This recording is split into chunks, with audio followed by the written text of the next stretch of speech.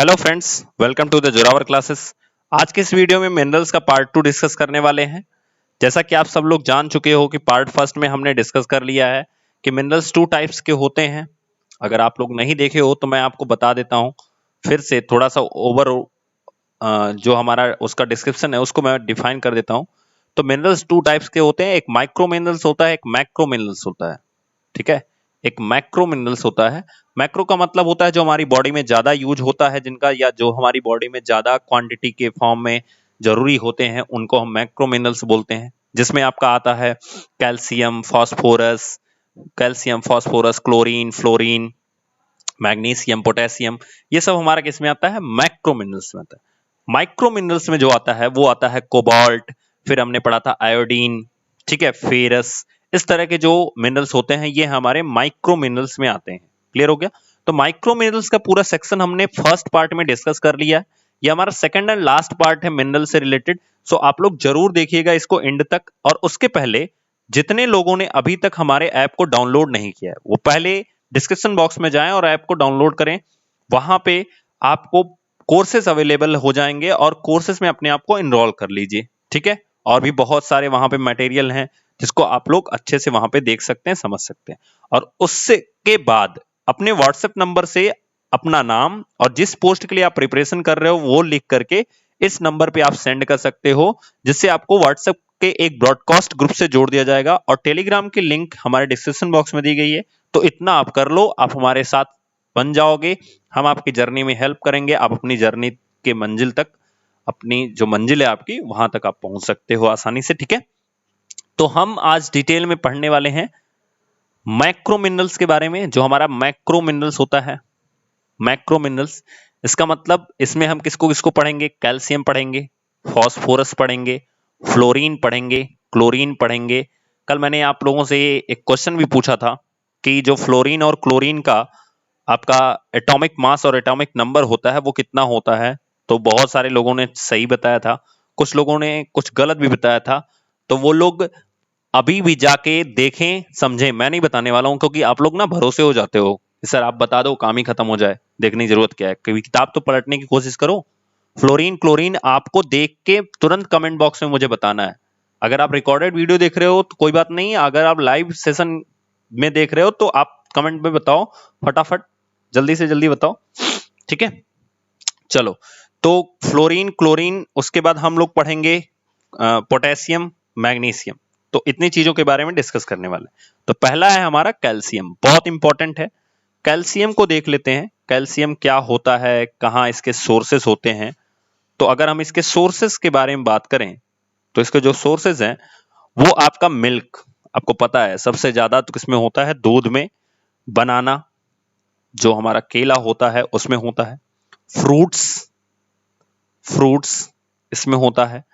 अब अगर हम बात करें कि इसका काम क्या होता है, ठीक है, इसके फंक्शन की बात करें तो ये क्या काम करता है? तो ये बोन और टीथ के निर्माण में, बोन एंड जो हमारा टीथ होता है, दांत होता है, के निर्माण में हेल्प करता है।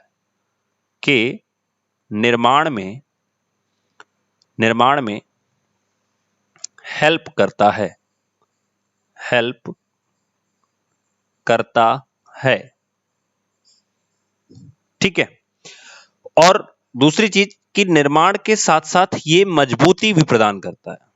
निर्माण के साथ साथ मजबूती भी प्रदान करता है। किसको? बोन और टीथ को, यानी उसको स्ट्रांग भी बनाता है। स्ट्रांग भी बनाता है किसको? बोन और टीथ को। अब आगे बढ़ते हैं। तो इसका एक और काम होता है, ध्यान से समझिएगा, ब्लड क्लॉटिंग का काम करता है।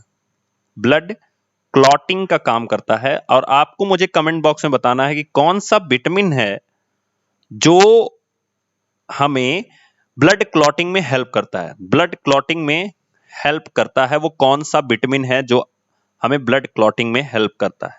ठीक है, जल्दी से बताइए। तो उसका नाम क्या होता है दोस्तों? विटामिन के। ठीक है, अब विटामिन के का आपको मुझे कमेंट बॉक्स में आंसर करना है कि विटामिन के का केमिकल नेम क्या होता है। विटामिन के का केमिकल नेम क्या होता है? What is the chemical name of vitamin के? ठीक है, तो आपको बताना है। चलो आगे बढ़ें। तो अगला हमारा आता है फास्फोरस। अगला हमारा आता है फास्फोरस।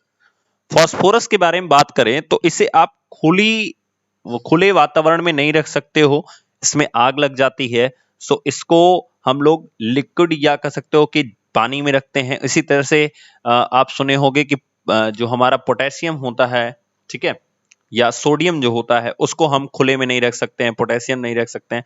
ये सब चीजों को क्यों नहीं रख सकते हैं, इसका डिटेल में हम तब पढ़ेंगे जब केमिस्ट्री के अंदर क्लासिफिकेशन ऑफ पेरियोडिक टेबल पढ़ेंगे, तो वहां पे हम डिटेल में पढ़ेंगे कि क्यों इनको हम खुले में नहीं रख सकते हैं, उसका रीजन होता है। चलिए, तो पहले तो हम बात करते हैं फास्फोरस का सोर्स क्या होता है। क्योंकि यहाँ बायोलॉजी में जो चीजें इंपॉर्टेंट है वो मैं आपको बता रहा हूं, जब केमिस्ट्री पढ़ेंगे तो इसको डिटेल में पढ़ेंगे, ठीक है।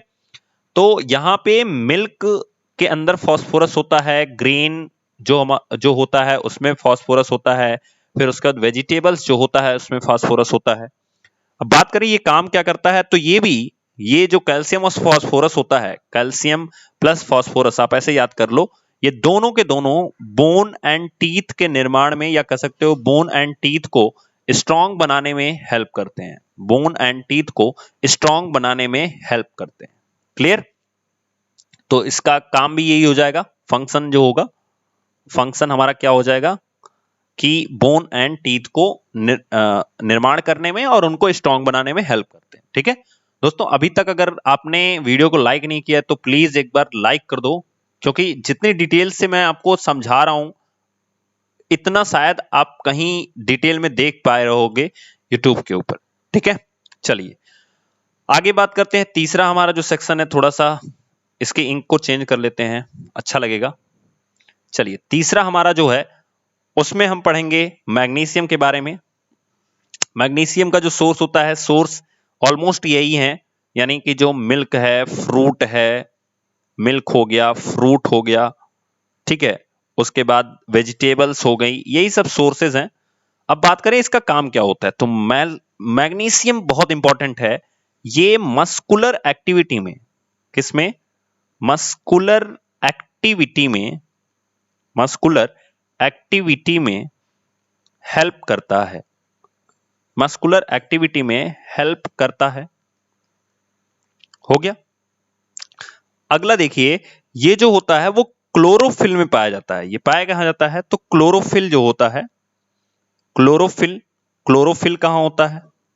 क्लोरोफिल में पाया जाता है। अगर आपको याद हो तो जब मैं फोटोसिंथेसिस पढ़ाया था तो मैंने आपको बताया था कि अगर मान लो कोई पेड़ है, ठीक है, अगर कोई पेड़ है और उसकी एक पत्ती है जो कि भोजन बनाने का काम करती है, तो इसमें छोटे छोटे छोटे छोटे पार्ट्स होते हैं, छेद होते हैं। इन छेद को स्टोमेटा बोलते हैं, स्टोमेटा बोलते हैं, ठीक है।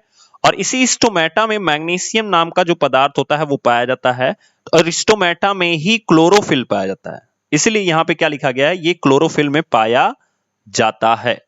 तो ये मैंने आपको बताया था, अगर आप फोटोसिंथेसिस का वीडियो देखोगे तो वहां पे आपको डिटेल में पता चलेगा कि मैग्नीशियम जो होता है वो क्लोरोफिल में कैसे पाया जाता है, क्यों पाया जाता है, ठीक है। आगे बात करें तो जो हमारा, आप सुने होंगे ना, गाल ब्लैडर जो होता है उसके अंदर जो पत्थरी वाला सिस्टम होता है, आप स्टोन के बारे में सुने होंगे। तो स्टोन यानी कि पत्थरी जो होती है उसके इलाज में, ये स्टोन को दूर करने में, या कह सकते हो उसको इलाज में दूर करने में हेल्प करता है, हेल्प करता है। समझ में आ गई बात? तो मैग्नीशियम बहुत इंपॉर्टेंट है। कहां पाया जाता है? पौधों के अंदर क्लोरोफिल में पाया जाता है। क्या काम करता है बॉडी के अंदर? तो ये जो स्टोन होता है, पत्थरी होता है, उसको दूर करने में। और इसका काम क्या होता है? ये मस्कुलर एक्टिविटी को हेल्प करता है, अपने काम को करने में हेल्प करता है, ठीक है। नेक्स्ट हमारा आता है दोस्तों पोटेशियम। तो इंक थोड़ा सा चेंज कर लेते हैं, ठीक है। चलो पोटेशियम के बारे में बात करें तो पोटेशियम को लिखते के से है, नाम है इसका पोटेशियम, पोटेशियम। अब इसका नाम पोटेशियम क्यों है, लिखते के से क्यों है, तो इसके बारे में भी, पोटेशियम के बारे में भी हम डिटेल में पढ़ेंगे जब हम पढ़ेंगे पेरियोडिक टेबल। क्लियर? चलिए देखिए, और इस जितने पेरियोडिक टेबल के क्वेश्चन है, ठीक है, तो वो सारे क्वेश्चन को आपको मैंने ऐप के ऊपर जो वीडियोज हैं उसमें करवा रखा है, तो आप उसमें जाके देख सकते हो। तो इसके सोर्सेज जो हैं वो हैं आपके मिल्क, फ्रूट्स, मिल्क हो गए, फ्रूट्स हो गए, उसके बाद हमारा जो मीट होता है ये भी हमारा एक सोर्स होता है पोटेशियम का। काम क्या होता है, तो ब्लड के फ्लो में हेल्प करता है।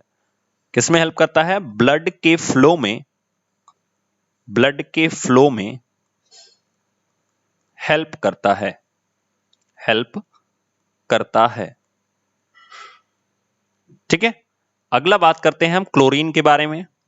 तो क्लोरीन बहुत इंपॉर्टेंट है, इसको ध्यान से सुनिएगा। इसका जो सोर्स होता है वो होता है सी फूड, यानी जो समुद्री भोजन होता है, सी फूड जो होता है वो इसका सोर्स होता है। आप ऐसे याद रख सकते हो, नमक जो होता है वो सी फूड से या कह सकते हो समुद्र से मिलता है। और दूसरा सोर्स होता है सॉल्ट। तो क्लोरीन का दूसरा सोर्स क्या होता है भाई? आप नाम सुने होंगे, NaCl जो होता है वही नमक होता है। तो आप नमक में ही तो क्लोरीन है, आप ऐसे याद रखो, नमक में ही तो क्लोरीन है। ठीक है, अब काम क्या होता है, तो ये मेटाबॉलिक रिएक्शन को कंप्लीट करने में हेल्प करता है।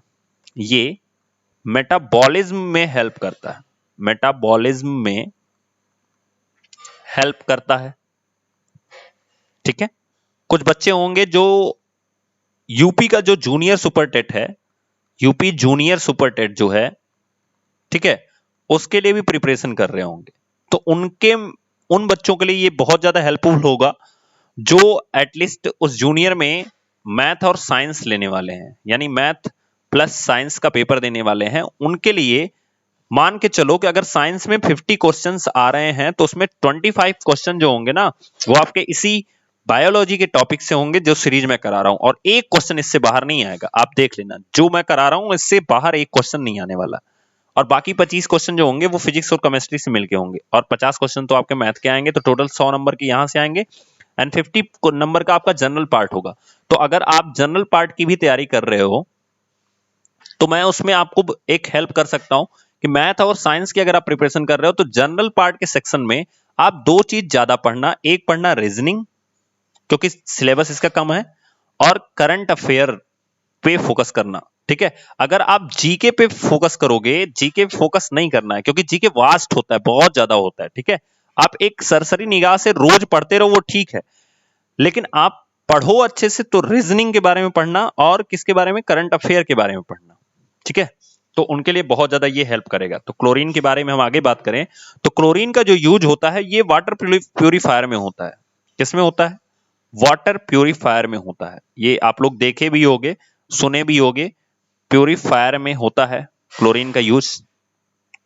और बात करें तो जो फूलों का रंग होता है उसको उड़ाने में, फूलों का रंग गायब करने में क्लोरीन का यूज, फूलों का रंग, फूलों का रंग उड़ाने में, उड़ाने में होता है। ठीक है, अगला बात करते हैं नेक्स्ट एंड हमारा लास्ट है फ्लोरीन के बारे में।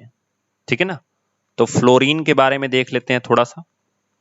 फ्लोरीन के बारे में, इसका सोर्स क्या होता है? तो देखो, सोर्स में अगर हम बात करें तो जो हमारा ड्रिंकिंग वाटर होता है, पीने वाला जो पानी होता है, वो हमारा इसका सबसे ज्यादा इंपॉर्टेंट सोर्स है। ठीक है, अब ये काम क्या करता है? तो दांतों की हेल्प करता है, या कह सकते हो कि दांतों की रक्षा करता है, यानी टीथ की प्रोटेक्शन करता है, दांतों की रक्षा करता है, दांतों की रक्षा करता है। और दूसरा जो काम होता है अगर हम उसके बारे में बात करें तो ये क्या करता है कि दंत क्षय। अब भाई सिंपल है, जब जब आपका दांतों की रक्षा होगा तो ये दंत क्षय से बचाता है।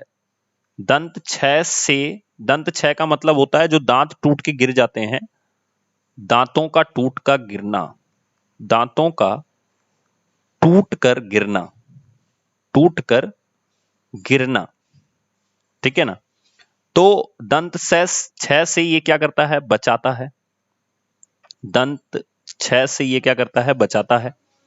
और इसकी जो एक और फंक्शन है वो क्या है कि अगर फ्लोरीन हमारी बॉडी में ज्यादा हो जाए, आप सोचो अगर आपकी फ्लोरीन बॉडी में ज्यादा हो जाएगा तो क्या होगा कि तो दांतों का जो पीलापन सुने होंगे, दांतों का पीलापन जो होता है वो इसी के कारण हो जाता है।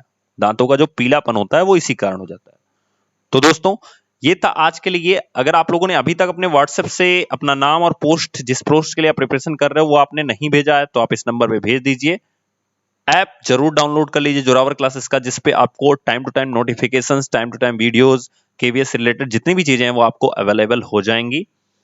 एंड तब तक के लिए थैंक यू। नेक्स्ट वीडियो में, आज इस वीक के नेक्स्ट वीडियो में हम लोग इंग्लिश को डिस्कस करने वाले हैं और साथ उस क्वेश्चंस को डिस्कस करने वाले हैं, इंपॉर्टेंट है, ध्यान से सुनिएगा, उस क्वेश्चंस को डिस्कस करने वाले हैं जो हमने पेड कोर्स में इंग्लिश के अंदर रखे हैं। तो सोचो, बहुत फायदा है, जिन्होंने अभी तक पेड कोर्स नहीं लिया है वो लोग देख सकते हैं कि कैसे क्वेश्चंस हैं और क्या उसके आंसर्स हैं। पेड कोर्स में जो पैसिव वॉइस का सेक्शन है उसमें मैंने जब प्रैक्टिस करवाई थी पेड कोर्स के अंदर, तो उसमें एक एक्सरसाइज दी थी हर टेंस की। तो उस टेंस की एक्सरसाइज की सीरीज की पेड कोर्स को डिस्कस करने वाले हैं। सो तब तक के लिए थैंक यू, मिलेंगे नेक्स्ट वीडियो में।